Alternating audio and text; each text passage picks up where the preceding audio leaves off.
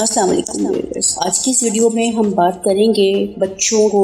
Focus کس طرح سے کروایا جائے پڑھائی۔ ایک میرے پاس جو کویسچنز آتے ہیں، سوالات آتے ہیں، اس میں سب سے امپورٹنٹ سوال یہ ہوتا ہے کہ بچوں کی توجہ پڑھائی پر نہیں ہے، اور آج کل بچے جو ہیں وہ بہت ہی زیادہ شارٹ ٹیمپر ہو گئے ہیں اور ان کی توجہ پڑھائی پر سے بہت زیادہ کم ہو گئی ہے۔ تو بچوں کا فوکس کیسے مینٹین کریں، انہیں پڑھنے میں کیسے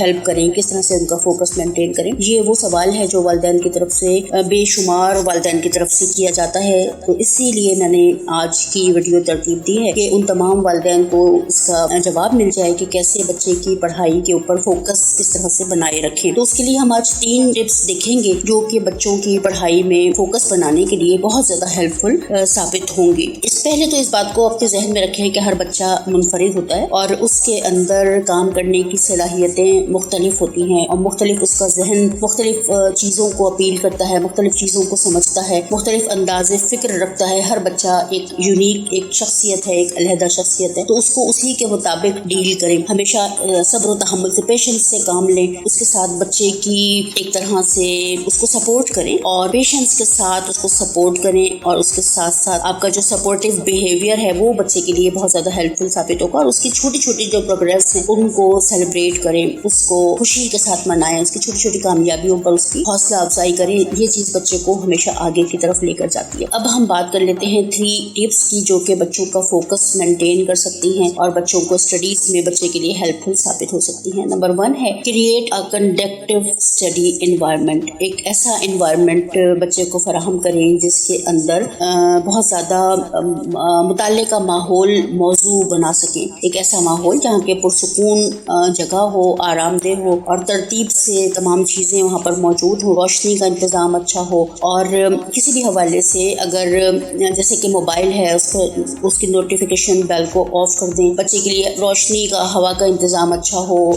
بچہ کو گرمی بھی نہ لگے، بہت ٹھنڈا ماحول بھی نہ ہو، یعنی اس طرح کہ وہ ایزی ہو اور آرام سے اپنی پڑھائی کے اوپر فوکس کر سکے، توجہ دے سکے۔ شور و غل وہاں پر کم ہو، بچوں کے کھیلنے کی آوازیں، ٹی وی کی آوازیں، جو بچے اس وقت پڑھائی میں نہیں مشغول ہیں ان کی آوازیں اور ان کے کھیل بچے کو ڈسٹرب نہ کریں تاکہ اس کا دھیان پڑھائی سے نہ ہٹے۔ تو یہ بہت امپورٹنٹ چیز ہے کہ بچے کو تھوڑا سا ایسا ماحول دیں جو کہ پڑھائی کے لیے موزوں ثابت ہو، ایک ایسا انوائرمنٹ جو پڑھائی کے لیے موزوں ہو، وہ بچے کو اچھی اسٹڈی میں اس کے لیے ہیلپ فل ثابت ہوتا ہے۔ سیکنڈ نمبر پر ہمارے پاس ہے break task into manageable chunks, کہ بچہ جو بھی کچھ پڑھنا چاہتا ہے، جو بھی اس کی پڑھائی کے حوالے سے کوئی اسائنمنٹ ہے، اس کو چھوٹے چھوٹے چنکس میں تقسیم کر دیں تاکہ بچے کا جو چھوٹے چھوٹے اہداف کو، اپنے چھوٹے چھوٹے گولز کو بچہ جو ہے وہ پورا کرے، اور اس کی ایک ڈیڈ لائن مقرر کر دیں کہ اتنی دیر میں اتنی چیز تمہیں یاد ہو جانی چاہیے یا سمجھ آ جانی چاہیے۔ تو وہ چھوٹے چھوٹے گولز کو اچیو کرتا ہوا اپنے بڑے ٹارگٹ تک بڑھتا چلا جائے گا۔ اگر ہم ایک ساتھ پورا کویسچن 3 پیج کا، 2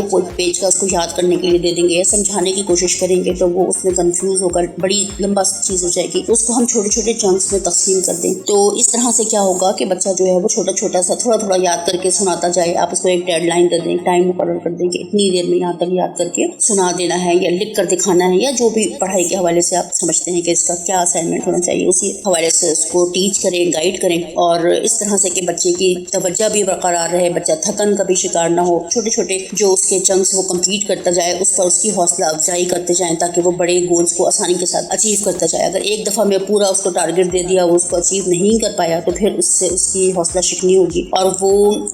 جو ہے وہ جب نہیں یاد کر سکے گا، اس کو ڈانٹ پڑے گی، کچھ نہ کچھ اس کو کہا جائے گا، تو وہ بچہ جو ہے اس کا پڑھائی سے دل اور زیادہ ہٹے گا۔ تو چھوٹے چھوٹے چنکس میں یہ ہوگا کہ آپ اس کو جیسے جیسے اس کو ٹارگٹ وہ اپنا اچیو کرتا جائے گا، آپ اس کو مزید حوصلہ افزائی کرتے جائیں گے، تو وہ بچہ جو ہے اپنی پڑھائی پر مزید بہتر انداز میں فوکس کر پائے گا اور اپنی پڑھائی کو اور زیادہ اچھی طریقے سے